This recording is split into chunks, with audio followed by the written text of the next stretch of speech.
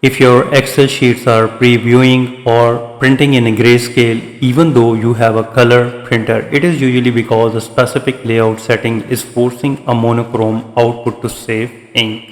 So you can adjust this directly from your worksheet's layout setting. So for this you need to click on the page layout tab at the top of the Excel ribbon and look for the page setup group. Click the tiny diagonal arrow icon in the bottom right corner of that section to open the advanced options window.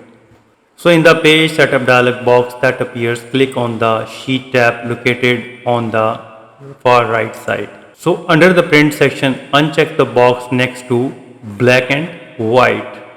Now apply changes. For this you need to click OK. Your print preview will now display your spreadsheet in full color.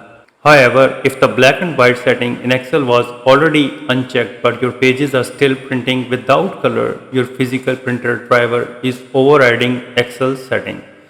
For this you need to click on the File and click on the Print and click on the Page Setups and click on the Options. And now click on the Paper Quality and now it should be checked with the color. And now click OK to proceed. And now your printer must be printing in color. Moreover, there is a window key board shortcut.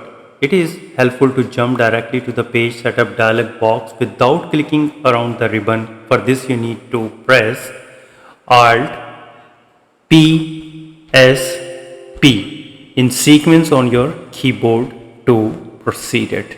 So now I hope understand how you can change Excel print from black and white to the color. If you think this video is helpful, please support my channel. Thanks for watching.